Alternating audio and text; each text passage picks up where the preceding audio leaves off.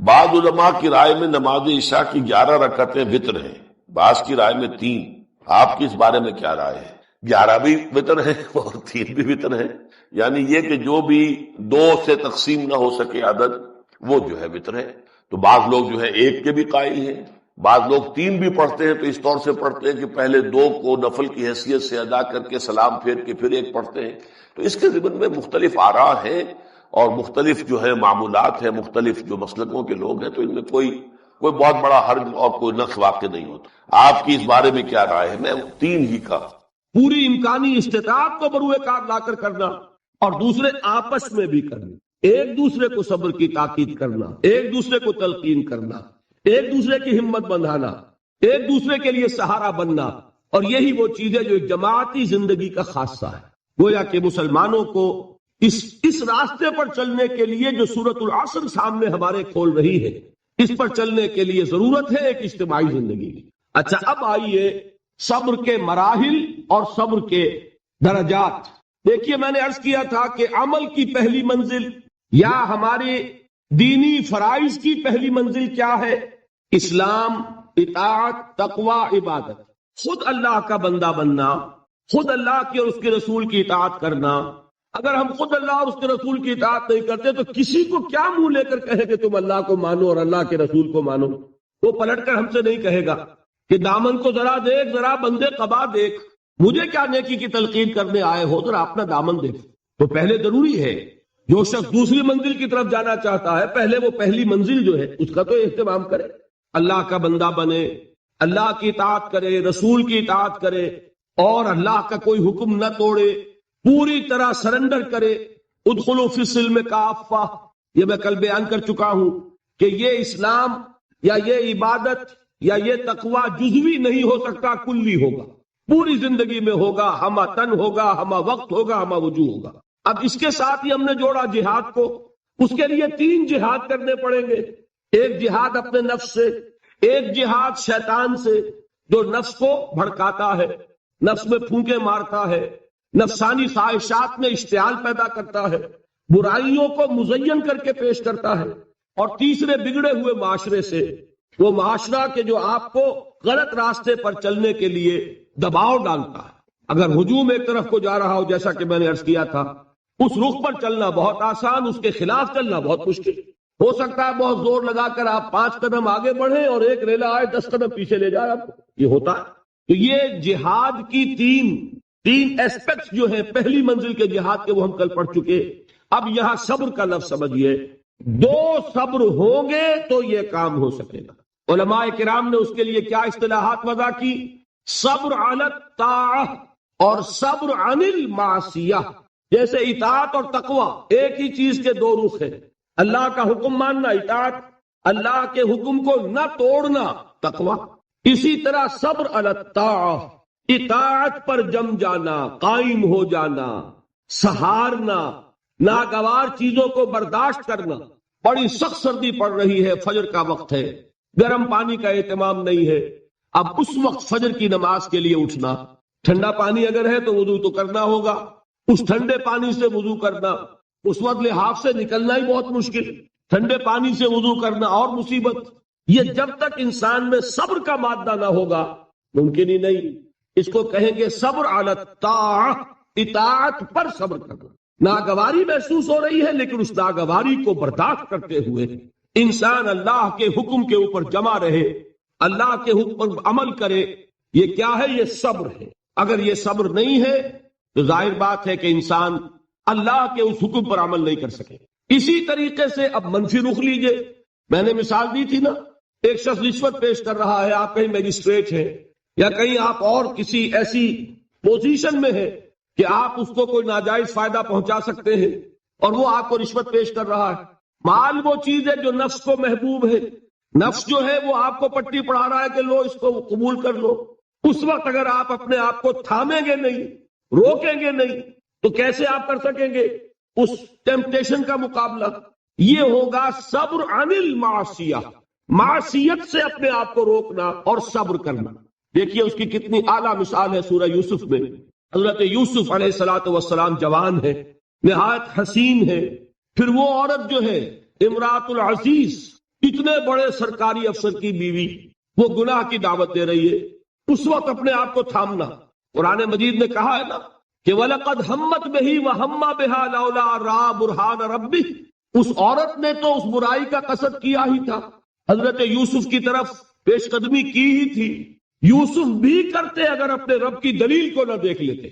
اس وقت اللہ نے خصوصی دستگاری فرمائی، دستگیری، اس لیے کہ انسان کا نفس تو ظاہر بات ہے، وہ تو انسان کو خود حضور صلی اللہ علیہ وسلم کے خطبات میں آتا ہے کہ آپ جب بھی کہتے تھے کہ اے لوگو اللہ کا تقوی اختیار کرو، تو سب سے پہلے اپنے نفس کو مخاطب کرتے تھے، اوصیکم و نفسی بتقوی اللہ، لوگوں میں تمہیں بھی وصیت کر رہا ہوں۔ دیکھیے یہ اوصیکم وہی آ گیا، اوصا یوسی ایسان باب افعال، اوصیکم و نفسی بتقوی اللہ، لوگوں میں تمہیں بھی وصیت کر رہا ہوں اور اپنے نفس کو بھی وصیت کرتا ہوں کہ وہ اللہ کا تقوی اختیار کرے۔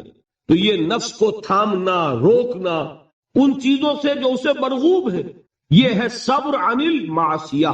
اور جو حکم دیا جا رہا ہے اس پر عمل پیرا ہونے میں جو ناگوار صورت پیش آ رہی ہے، نفس تو چاہ رہا ہے سو، ادھر معلوم ہے کہ اذان ہو چکی ہے، فجر کی جماعت کا وقت ہے، وہ کشمکش ہو رہی ہے، اس وقت جو ہے نفس کے اس تقاضے کو پیچھے ڈال کر اور اللہ کے حکم پر کاربند ہونا، یہ کیا ہے؟ صبر علی الطاعہ، اطاعت پر صبر، معصیت سے صبر، ایک مثبت صبر، ایک منفی صبر، یہ دو صبر ہوں گے تو پہلی منزل سر ہوگی۔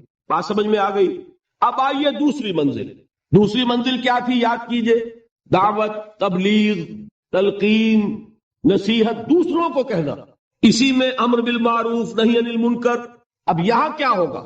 اس میں میں چاہتا ہوں کہ ذرا ایک آیت کے حوالے سے، میں نے کل کہا تھا نا کہ وہ 3 باتیں میں یہاں چھوڑ رہا ہوں، وہ 3 باتیں آج سمجھ لیں۔ وہ 3 باتیں ہیں سورہ نحل کی ایک آیت کے حوالے سے، اتنی چھوٹی وہ ہے کہ وہ آپ کو یاد ہو جائے۔ ادعو الی سبیل ربک بالحکمت والموعظۃ الحسنۃ وجادلہم باللتی ہی احسن، بلاؤ اپنے رب کے راستے کی طرف، دعوت دو اپنے رب کے راستے کی طرف 3 چیزوں کے ذریعے۔ پہلی چیز بالحکمہ، حکمت کے ساتھ، دانائی کے ساتھ، دلیل کے ساتھ، برہان کے ساتھ۔ دوسری چیز موعظہ حسنہ، اچھی نصیحت، خوشنما نصیحت۔ اور تیسری چیز وجادلہم باللتی احسن، جدال حسنہ، جھگڑا، مجادلہ، مناظرہ، لیکن وہ بھی خوبصورتی کے ساتھ۔ اب ان 3 چیزوں کی اہمیت کو سمجھیے۔ بدقسمتی سے ہمارے ہاں یہ جو 3 لیولز ہیں دعوت کے، ہم ان کو بھول گئے، اور ان میں سے ہر ایک کی جو اہمیت ہے وہ ہمارے سامنے نہیں ہے۔ یہ تو میں مانتا ہوں کہ یہ صرف نبی کی ذات ہوتی ہے جو اتنی جامع ہوتی ہے کہ وہ 3 لیول پر بیک وقت کام کرتے ہیں، اور غیر نبی سے آپ اس کی توقع نہیں کر سکتے۔ شخصیتوں کے اندر جو محدود اوصاف ہوتے ہیں وہ کسی ایک لیول پر بھی کام کر لے تو بہت بڑی بات ہے، 3 لیول پر کام کرنا جو ہے وہ تو جیسا کہ میں نے عرض کیا وہ انبیاء کے لیے تو ہوتا ہے۔ وہ 3 لیول کیا ہے؟ دیکھیے، ہر سوسائٹی میں، ہر معاشرے میں ایک اونچا طبقہ ہوتا ہے۔ اونچا میں دولت کے اعتبار سے نہیں کہہ رہا، اونچا سیاسی اقتدار کے اعتبار سے نہیں کہہ رہا، اونچا طبقہ ذہنی اعتبار سے، فکری اعتبار سے، عقلی اعتبار سے، جنہیں آپ کہتے ہیں انٹیلیجنسیا، جنہیں آپ کہتے ہیں انٹلیکچوئل مائنورٹی۔ ہوتا تو ہے بہت تھوڑا سا، مائنورٹی ہے، وہ اکثریت نہیں ہوتی، اکثریت عوام الناس کی ہے۔ انٹیلیجنسیا تو تھوڑا ہوگا، انٹلیکچوئل مائنورٹی اسے کہتے ہی مائنورٹی ہے کہ وہ اقلیت ہوتی ہے، ذہین اقلیت۔ اسی کے لیے ایک اور اصطلاح استعمال ہوتی ہے، دی brain trust of the society. آج کل امریکہ وغیرہ میں تھنک ٹینکس، یہ ایک خاص ان کے ادارے وجود میں آ رہے ہیں کہ مفکرین کو جمع کیا جائے اور ان کی جو فکری صلاحیتیں ہیں ان سے استفادہ کیا جائے۔ اب ایک آدمی جو ہے وہ بظاہر تو بیٹھا نظر آ رہا ہے، کوئی کام ہی نہیں کر رہا، آپ کو کیا پتا وہ فکری اور ذہنی اعتبار سے کس فضا میں ہے، کس عالم میں ہے، وہ کیا کر رہا ہے، کیا سوچ رہا ہے، آپ کو کیا؟ علامہ اقبال کی بعض تفسیریں آپ تصویریں دیکھی ہوں گی، یوں بیٹھے ہیں، معلوم ہوگا بڑا نکما آدمی ہے، یہ کیا سر جھکائے بیٹھا ہوا ہے، لیکن آپ کو کیا پتا کہ وہ فلسفے کی کون سی گتھیاں سلجھا رہا ہے، کون سا مسئلہ اس کے سامنے زمان و مکان کا کوئی مسئلہ ہے، علم کی ماہیت کا کوئی مسئلہ ہے، اور غلطاؤں پہ کیا انسان۔ اب میں کیا عرض کروں، مضمون ذرا ہٹ رہا ہے۔ یہی کیفیت تھی محمد الرسول اللہ صلی اللہ علیہ وسلم کی ایک خاص دور میں، وحی کے آغاز سے متصلاً قبل اور وحی کے آغاز کے کچھ دیر بعد تک یہی تفکر، غور و فکر میں ڈوبے ہونے کی کیفیت تھی، جس میں کہ خطاب ہوا ہے کمبل میں لپٹ کر لیٹنے والے اب کھڑے ہو جاؤ، اے لحاف میں لپٹ کر لیٹنے والے اب کھڑے ہو جاؤ۔ یہ مزمل و مدثر کیوں کہا؟ کیونکہ جب کوئی شخص غور و فکر میں ڈوبا ہوتا ہے، کوئی فکر ہے ذہن پر، سوچ بچار میں غرق ہے، تو وہ دوسروں سے تعلق منقطع کرتا ہے۔ اور عرب کا ایک خاص مزاج تھا، وہ اپنی چادر اپنے گرد لپیٹ کر یا لیٹ جاتے تھے یا بیٹھ جاتے تھے، اور چادر کو ایک ٹینٹ کی شکل میں اپنے گرد تان لیتے تھے۔ اب بھی ہمارے ہاں خود پاکستان میں پٹھانوں میں اس کا رواج موجود ہے، چادر کا جو وہ استعمال کرتے ہیں، اس کے بہت سے استعمالات ہوتے ہیں، جو کندھے پر چادر پڑی ہوتی ہے، ان میں سے ایک یہ بھی ہے، اس کو اپنے گرد لپیٹا اور دنیا سے منقطع کر دیا۔ یہ کیفیت حضور کی رہی ہے، اسی کے لیے تو غار حرا میں جا کر آپ وہاں پر جو کرتے تھے، کیا کرتے تھے؟ ظاہر بات ہے کہ آپ کسی نبی کے امتی تو تھے نہیں کہ اس کے طریقے پر عبادت کرتے۔ اگر آپ نصارہ میں پیدا ہوتے تو حضرت مسیح کے بتائے ہوئے طریقے پر عبادت کرتے، اگر آپ یہود میں پیدا ہوئے ہوتے تو ان کی شریعت کے مطابق عبادت کرتے۔ آپ کو تو ابھی کوئی عبادت سکھائی نہیں گئی، تو کیا کرتے تھے غار حرا میں؟ یہ ہمارے محدثین کرام نے اس کے لیے یہ الفاظ تجویز کیے ہیں کہ کان صفت و تعبدہ فی غار حرا التفکر والاعتبار۔ غار حرا میں آپ غور و فکر، سوچ بچار کیا، یہ سوچ بچار میں اس طریقے سے اپنے آپ کو لگائے ہوئے ہونے کی کیفیت تھی، جس میں آیا یا ایھا المزمل قم، یا ایھا المدثر قم، اے لحاف میں لپٹ کر لیٹنے والے اب کھڑے ہو جائیے۔ لیکن یہ کھڑا ہونا کون سا؟ رات کا کھڑا ہونا، قم اللیل الا قلیلا نصفہ او انقص منہ قلیلا۔ اور مدثر میں یا ایھا المدثر قم، یہ کھڑا ہونا کون سا ہے؟ قم فانذر، یہ دن کا ہے۔ اب آپ خبردار کیجئے، دعوت دیجئے، اپنے رب کی تکبیر کیجئے۔ تو یہ در حقیقت دو حکم جو دیے گئے وہ اسی کیفیت میں۔ تو یہ بات جان لیجئے کہ وہ جو انٹلیکچوئل مائنورٹی ہوتی ہے، بظاہر آپ کو نظر آئے گا کہ کوئی کام نہیں کر رہے، اس لیے بڑی بڑی تنخواہیں لے رہے ہیں، تھنک ٹینکس کے اندر بیٹھے ہوئے ہیں، سوچ رہے ہیں کیا کام کر رہے ہیں یہ، وہ اصل میں وہ ہوتا ہے ان کے غور و فکر کی صلاحیت کو بروئے کار لانا، ایسا سازگار ماحول پیدا کرنا کہ وہ اپنی ذہانت، فطانت، سوچ بچار کی صلاحیتوں کو بھرپور طریقے پر بروئے کار لانا۔ بہرحال یہ ہے وہ انٹلیکچوئل مائنورٹی، اس کی اہمیت کیا ہے وہ بھی جان لیں۔ دیکھیے میں مثال سے سمجھا دوں کہ یہ میرا وجود ہے، آپ کا وجود ہے، 2 من کا 1.5 من کا وجود ہے کہ نہیں؟ ایوریج 1.5 من کا تو ہوگا، میرا تو خیر 2 من سے بھی زائد ہے۔ اب اس میں ایک دماغ ہے، اس کا وزن کتنا ہوگا؟ وہ پاؤ بھر کا، 1.5 پاؤ کا، آدھ سیر کا، اتنا ہی ہوگا، لیکن سارے وجود کو کنٹرول کرتا ہے کہ نہیں؟ یہ میرا ہاتھ پکڑ سکتا ہے کسی چیز کو، لیکن کس شے کو پکڑے کس کو نہ پکڑے اس کا فیصلہ ہاتھ کر سکتا، یہ تو دماغ سے ہوگا۔ یہاں سے حکم آئے گا یہ سانپ ہے مت پکڑنا، اور یہاں سے آئے گا لکڑی ہے پکڑ لو، اٹھا لو۔ آؤ چل سکتے ہیں، کدھر چلے کدھر نہ چلے کون فیصلہ کرے گا؟ دماغ۔ یہاں سے آرڈر آتا ہے کہ چلو، تو دماغ، پاؤں چلنا شروع کر دیتے ہیں۔ زبان بولتی ہے، فیصلہ کون کرتا ہے کیا بولنا؟ دماغ۔ تو میرے پورے اس وجود کو کنٹرول کیا کر رہا ہے؟ دماغ۔ اس کی ریشو پروپورشن کیا بنے گی 2 من کے مقابلے میں آج سے؟ اسی طریقے پر آپ سمجھیے کہ انسانی معاشرے میں وہ برین ٹرسٹ جو ہے، انٹلیکچوئل مائنورٹی ہوتی بہت کم ہے لیکن بڑی اہم ہوتی ہے۔ جدھر کا ادھر رخ ہو جائے گا، جس طرف ان کا رخ ہو جائے گا ادھر معاشرہ خود بخود چل پڑتا ہے۔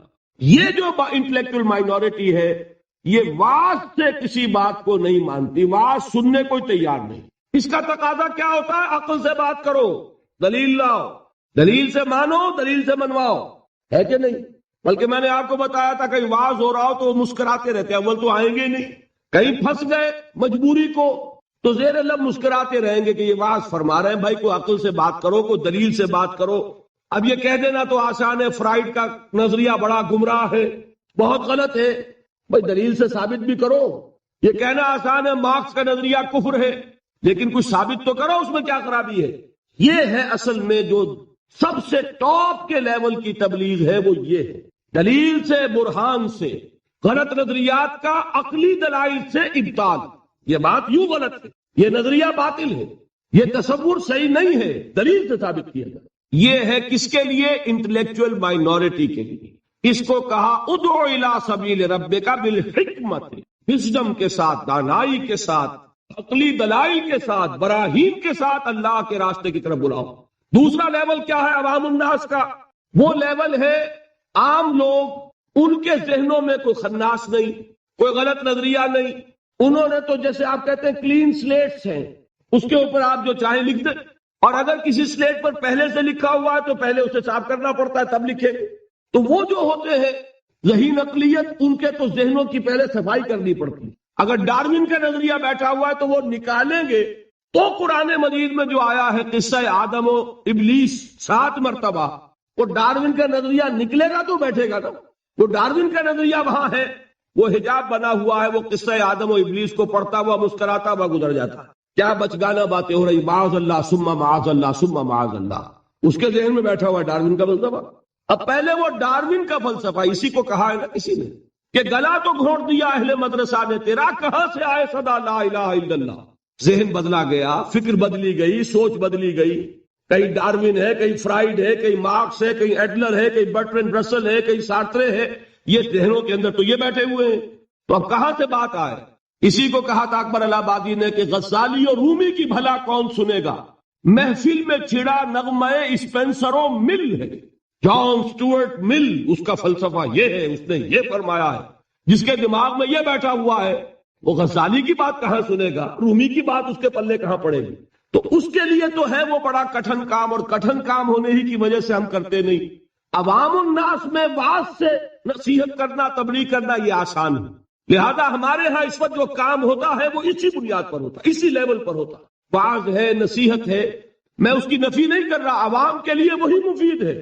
عوام کو آپ خامخواہ فلسفے پہ پڑھانے بیٹھ جائے تو یہ بھی در حقیقت ان کے ساتھ ظلم ہوگا۔ کلم الناس علی قدر عقولہم، وہ کیا ہے؟ واعظ۔ اور واعظ جو ہے وہ کوئی گالی نہیں ہے، واعظ بہت ہی مفید ہے، بشرطے کے دماغ میں کوئی خناس نہ ہو، فطور نہ ہو، کوئی غلط نظریے بیٹھے ہوئے نہ ہو۔ تو از دل خیزت بر دل ریزت، دل سے بات نکلے گی اور دل میں جا لگے گی۔ صرف یہ ہے کہ عوام الناس ایک بات کے بارے میں جان لیجئے، بڑے حساس ہوتے ہیں۔ یہ تو چونکہ در حقیقت کوئی عقلی علمی بات نہیں ہوتی، یہ احساس ہوتا ہے۔ اگر آدمی یہ محسوس کرے کہ یہ شخص اپنی دھوس جمانا چاہ رہا ہے، یہ میرے اوپر اپنے علم کا روب جھاڑنا چاہتا ہے، تو آپ کی بات کا اثر نہیں ہوگا۔ اور اگر محسوس کرے کہ یہ میرا مخلص ہے، میرا خیر خواہ ہے، میری بھلائی کے لیے بات کہہ رہا ہے، اس نے کوئی دھندا نہیں بنایا ہوا، اس نے یہ پروفیشن نہیں اختیار کیا ہوا، بلکہ یہ خالصتاً لوجہ اللہ بات کہہ رہا ہے، تو وہ بات واقعتاً دل سے نکلی ہوئی بات دل میں جا کے اثر کرے۔ یہ ہے عوام الناس کے لیے۔ اب تیسرا لیول ہے وہ جو آپ کا معاشرہ ہے، قادیانی مبلغین بھی موجود ہے کہ نہیں، عیسائی بھی موجود ہے کہ نہیں۔ پاکستان میں تبلیغ ہو رہی ہے عیسائیت کی، اور ان کے اعداد و شمار پڑھیے، کتنے لوگ ہیں کہ جو عیسائی ہو گئے ہیں پاکستان بننے کے بعد۔ پاکستان میں کتنے نئے چرچ ہیں کہ جو تعمیر ہوئے پاکستان میں پاکستان بننے کے بعد۔ ان کے مشنز کی رپورٹ پڑھیے، رونا آتا۔ وہ کیوں ہے کہ ان کے پروفیشنز ہیں، پروفیشنل پادری ہیں، بڑی ٹریننگز لے کر آتے ہیں، کروڑوں روپے کے بجٹ ہیں ان کے مشنز کے، پوری حکومتیں ان کی پشت پر ہے، وہ اندر ہی اندر دیمک کی طرح چٹ کر رہے ہیں۔ اب ان کا مقابلہ کرنا ضروری ہے۔ اگر مقابلہ نہیں کریں گے تو نتیجہ کیا نکلے گا کہ ان کا ایک اثر قائم ہو جائے، جس چیز کا نام آپ مناظرہ کہتے ہیں۔ اور آج ہمارے بعض تعلیم یافتہ لوگ مناظرے کو گھٹیا چیز سمجھتے ہیں، بری چیز سمجھتے ہیں، لیکن یہ جان لیجئے کہ مناظرہ بھی ضروری ہے، اس لیے کہ اگر یہ نہیں کریں گے تو آپ کے اپنے عوام جو ہے ان کے زیر اثر آ جائیں گے۔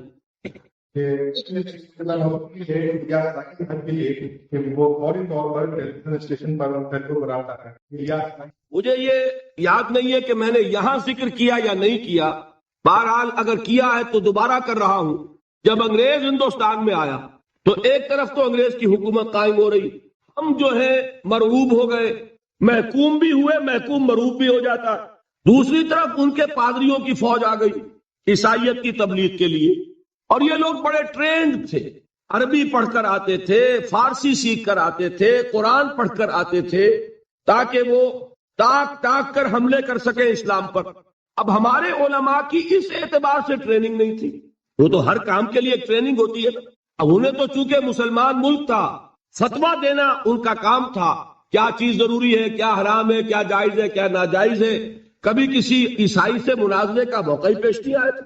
نتیجہ یہ نکلا کہ ایک پادری فینڈر تھا جرمن، کلکتے سے چلا دلی تک پہنچ گیا، اور جس شہر میں گیا اس نے علماء کو چیلنج کیا کہ مجھ سے مناظرہ کرو، اور ہر شہر میں جس نے بھی مقابلہ کیا، مناظرہ کیا، اس نے شکست کھائی اس سے۔ پھر وہ جامع مسجد دہلی کی سیڑھیوں پر کھڑے ہو کر اعلان کرتا ہے کہ میں کلکتے سے چل کر یہاں تک آ گیا ہوں اور کوئی مسلمان عالم میرا مقابلہ نہیں کر سکا۔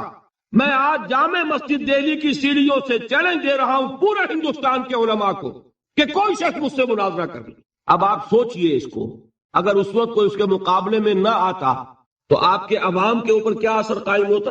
ایک طرف انگریز حاکم ہے، ہم محکوم ہیں، اس کی تہذیب سے ویسے ہی مرعوب ہو گئے، دوسری طرف یہ کہ ہمارے علماء بھی مار کھا گئے، تو عوام میں جس پر جنگل کی آگ کی طرح عیسائیت پھیلتی، اس کا آپ تصور نہیں کر سکتے۔ اس وقت اللہ کا ایک بندہ، یہ اللہ کی سنت ہے، اقبال کا بڑا پیارا شعر ہے، خون اسرائیل آ جاتا ہے آخر جوش میں، توڑ دیتا ہے کوئی موسیٰ طلسم سامری۔ اللہ تعالیٰ نے بر وقت اٹھا دیا۔ وہ اقبال نے مصرع استعمال کیا ہے حضرت مجدد الفسانی رحمت اللہ علیہ کے لیے کہ اللہ نے بر وقت کیا جس کو خبردار، وہ ہند میں سرمایہ ملت کا نگہباں، اللہ نے بر وقت کیا جس کو خبردار۔ اسی طرح کی ایک شخصیت مولانا رحمت اللہ کیرانوی رحمت اللہ علیہ، وہ آئے میدان میں خم ٹھوک کر، انہوں نے مناظرہ کیا، پادری فینڈر کو ایسی شکست فاش ہوئی کہ پھر وہ ہندوستان چھوڑ کر بھاگ گئے۔ اس نے جا کر پھر ترکی میں ڈیرا لگایا، اس وقت تک ابھی خلافت تھی ترکی کی، خلافت عثمانی، وہاں جا کر ڈیرا لگایا، وہاں کا کوئی عالم مقابلہ نہیں کر سکا۔ یہ مولانا رحمت اللہ کیرانوی گئے تھے حج کے لیے، جب دارالخلافہ میں خبر پہنچی کہ یہ ہے وہ شخص جس نے شکست دی تھی فینڈر کو، تو وہاں سے ایک ریکویسٹ آئی کہ حضرت یہاں تشریف لائیے، اس پادری نے ہمارا ناطقہ بند کیا ہوا ہے۔ تو وہ وہاں سے دعوت پر اب جا رہے ہیں ترکی۔ اسے فینڈر کو جب خبر ملی کہ مولانا رحمت اللہ آ رہا ہے، مولوی رحمت اللہ، وہ وہاں سے بھی ایسا بھاگا، مقابلہ نہیں کر سکا۔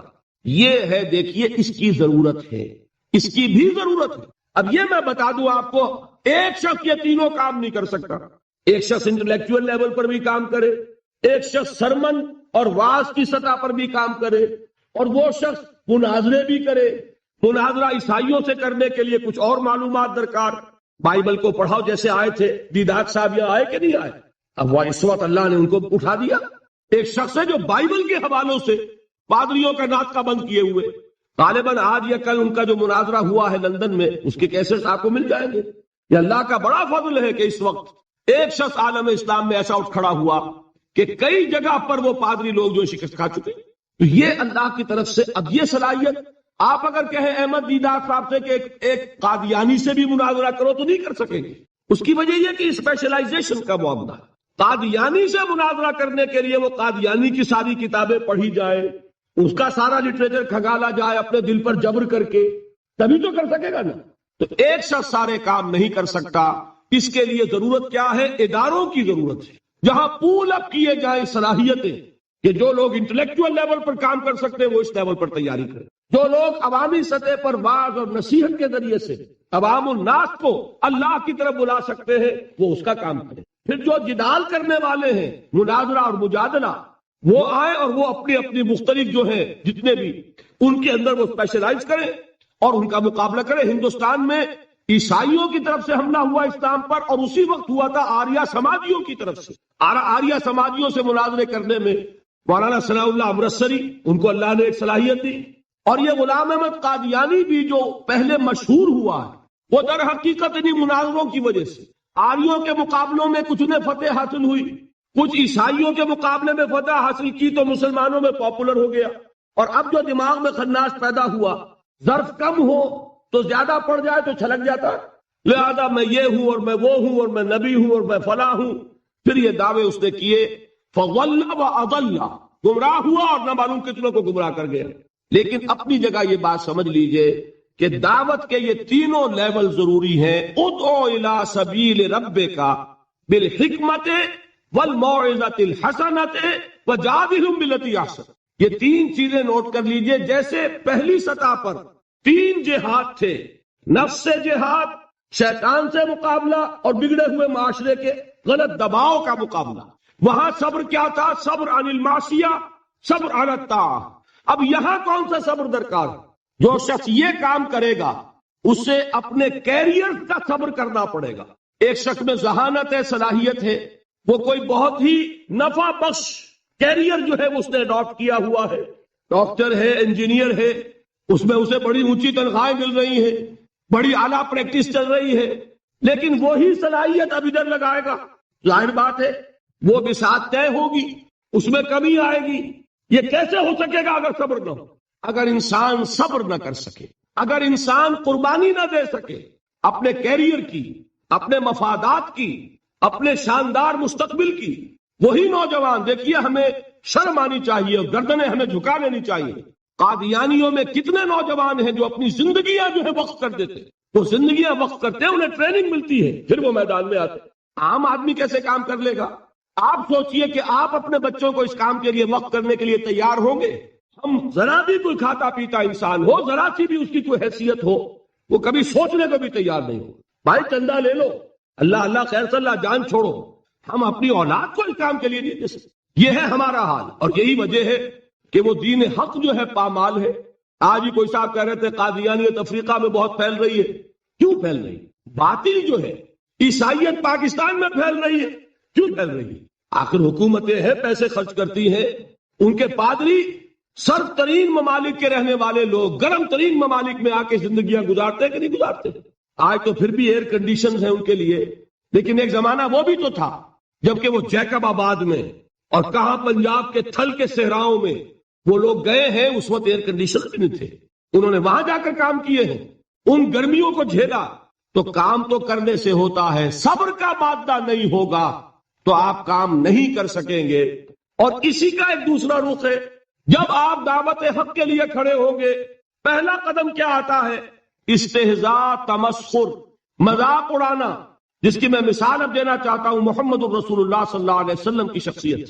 دیکھیے ہم کیا اور ہماری بساط کیا، ہم کیا مبلغ ہوں گے، کیا داعی ہوں گے، ہمارے اپنے دامن پر داغ ہوتے ہیں، لیکن یہ کہ محمد الرسول اللہ کے دامن پر کوئی داغ تھا؟ ان کو تو سارے مکے والے الصادق الامین کہتے تھے، نہایت محبوب شخصیت تھے، ان کے لیے تو جا صادق، جا الامین، یہ الفاظ سننے میں آتے تھے، آنکھوں کا تارا۔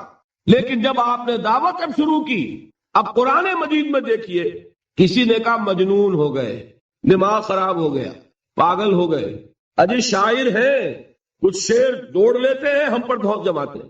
کسی نے کہا ساحر ہے، کچھ جادو سیکھ لیا، یہاں تک کہ ایسے بدبخت بھی پیدا ہوئے، قرآن میں ہے ساحر کذاب، سحر کرنے والا جادوگر نہایت جھوٹا۔ یہ الفاظ کہے جا رہے ہیں کس کی شان میں؟ محمد الرسول اللہ صلی اللہ علیہ وسلم، قرآن میں نقل کیا گیا، یا ایھا الذی نزل علیہ الذکر انک لمجنون۔ کبھی آپ نے اس کا ترجمہ سوچا؟ ہے وہ شخص، دیکھیے تصور کیجئے، حضور جا رہے ہیں، تشریف لے جا رہے ہیں، کسی دعوت میں ہے، تبلیغ میں، یا ویسے ہی تشریف لے جا رہے ہیں، اور کوئی ایک دم گھٹا ہے لوگوں کا، ادھر سے فقرہ آتا ہے، تیر کی طرح لگتا ہے دل میں جا کر محمد کے صلی اللہ علیہ وسلم۔ اے وہ شخص جس کا یہ خیال ہے کہ اس پر کوئی ذکر نازل ہو رہا ہے، ہمارے خیال میں تو تمہارا دماغ خراب ہو گیا۔ یا ایھا الذی نزل علیہ الذکر انک لمجنون، کہا کہ نہیں کہا؟ اور یہ نہ سمجھیے کہ حضور صلی اللہ علیہ وسلم کے قلب مبارک کو تکلیف نہیں ہوتی تھی۔ میں قرآن سے ثابت کروں گا، میں کہیں کوئی کہانیاں بیان نہیں کرنا چاہتا۔ قرآن نے کہا وَلَقَدْ نَعْلَمُ أَنَّكَ يَضِيقُ صَدْرُكَ بِمَا يَقُولُونَ، اے نبی ہمیں خوب معلوم ہے صلی اللہ علیہ وسلم کہ جو کچھ یہ لوگ کہہ رہے ہیں اس سے آپ کا سینہ بھجتا ہے، یہ جو گھٹن ہوتی ہے، صدمہ ہوتا ہے۔ أَنَّكَ يَضِيقُ صَدْرُكَ بِمَا يَقُولُونَ، ہمیں خوب معلوم ہے کہ جو کچھ یہ باتیں آپ کو سننی پڑ رہی ہیں، یہ کڑوی کسیلی باتیں، یہ جو فکرے چست ہو رہے ہیں، استہزاء ہو رہا ہے، تمسخر ہو رہا ہے۔ سورہ حجر میں ہے، ایک جگہ کھڑے ہوئے لوگ قرآن کا مذاق اڑا رہے ہیں، بھائی فلاں آیت تم لے جانا، فلاں آیت میری ہوگی، اس کے ٹکڑے کر رہے ہیں، اس کے ٹکڑے حصے بکھرے کر کے قیمہ بنا کر ان آیات کا تمسخر اڑا رہے ہیں۔ ایک جگہ قرآن مجیدی میں مذکور ہے کہ فرشتوں کا مذاق اڑ رہا ہے۔ بھائی یہ دیکھو محمد نے کہا ہے صلی اللہ علیہ وسلم کہ جہنم پر تو کل 19 فرشتے ہیں، علیہا 19 قرآن میں آیت نازل ہوئی۔ ایک پہلوان کہتا بھائی 10 کو تو میں سنبھال لوں گا، باقی 9 کا تم انتظار کر لو۔ یہ باتیں آ رہی ہیں حضور کے کانوں میں، کلام الہی کے ساتھ کیا سلوک ہو رہا ہے، مجھ پر کیا فتوے چست کیے جا رہے ہیں۔ مجھ پر جس طریقے سے استہزاء اور تمسخر کا رویہ اختیار کیا گیا ہے، دل بھچ رہا ہے، دل میں صدمہ ہے۔